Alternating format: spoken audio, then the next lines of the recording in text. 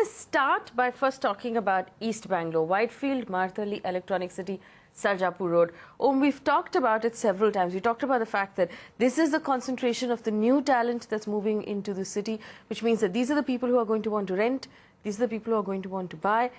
We know there are bottlenecks. We know there's problems right now still with water, still with electricity, still with roads and bottlenecks and traffic. What is the future prospects of these neighborhoods? And if I were to ask you to choose between Sarjapur Road, between Whitefield, Marthalli, and those neighborhoods, which one would you pick? Well, I would say there may be a lot of issues which you may be sensing at this point of time in terms of when you look and speak to a local Bangaloreite, he may say that there is so-and-so problem, so-and-so problem. But the way we see is we are looking at Bangalore as an opportunity when it compares to, when you compare it to any other city in India. There is a lot more employment there, a lot more new jobs getting created there, a lot more action in terms of corporates expanding there. So what we see is every new job which is getting created in Bangalore is basically going to look for an apartment to start with in a leasing terms and eventually going to look at in terms of buying terms. The focus area in Bangalore today, which is actually looking to be much more in a robust phase, is the East Bangalore, where you see a lot more people from Sarjapur Road to Whitefield are looking at buying their first apartment. This doesn't come into the luxury segment. This certainly comes into the budget segment. So in a Bangalore, what does budget mean? Is it 40 to 60 lakh? It starts anywhere between 40 lakhs, goes up to 1.5 crore. Even that is considered to be a budget in terms of Bangalore, because till 1.5 crore, you can get a decent 3-bedroom hall kitchen in an area ranging from Sarjapur Road. And you may go into Whitefield with a decent developer name, great amenities built in there. It can go up to anywhere between 1 to 1.5 crore. So this is a segment which looks very appealing at this point of time. And then you have Whitefield, which is one of the locations where luxury has been redefined in India in all sense, because there is a lot more development happening there. But there are specific developers like Total Environment, there are specific developers like Chaitanya, who have created that kind of aura or a product which is not available in any other part of India. All right, Jayashree, come in here. When you look at what's happening on the website right now, people are running searches on Bangalore. Is it true then, are you seeing the same thing happen as we see in our inbox? Is there more demand right now for Bangalore? And within Bangalore, are you seeing more demand for Whitefield and Sarjapur Road? Tell us what bracket you're seeing that demand in.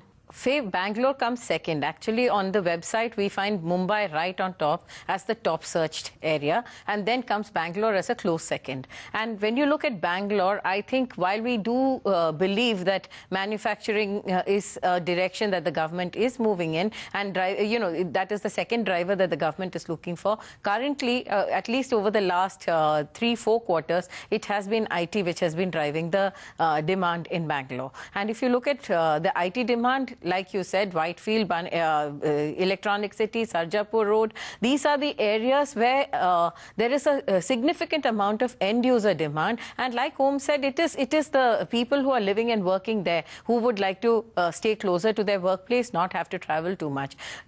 Whatever the problems may be with water, transport, travel, and so on, I think the proximity to the IT corridor is actually what is driving here. And 40 to 60 lakh, very, very strong budget, a very, very strong bracket where we are seeing a lot of demand. But the 1 to 1.5 crore is also a very strong in-demand budget. We also see a couple of things here. Despite all the problems, I think Electronic City is one where a lot of people are looking at budget housing. The budgets are slightly lower in Electronic City, and you're still in that IT, hub, so to speak. You are also seeing, I think, some amount of budget demand even on the Sarjapur Road side. There are some apartments which are available in the 40 to 60 lakh, and people are looking for those properties. So I would say that it is end-user demand, it is people who are working in the IT corridors, and it is also people who have specific budgets, and they start with a budget and then they see what all is available within that budget. Naveen, I'm going to bring you in here. If I'm not mistaken, Whitefield, apart from what it's seeing right now and all of the things that Jayashree mentioned, we'll see an extension of the metro line all the way to Whitefield. We're also looking at the outer ring road. There's a peripheral ring road, which is an 8-lane road that will connect Whitefield to other parts of the city.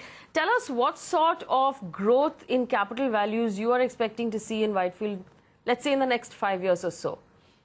Okay, so first I'll address the infrastructure developments that the government is talking about, or it's all over the press, or the statements these guys have made.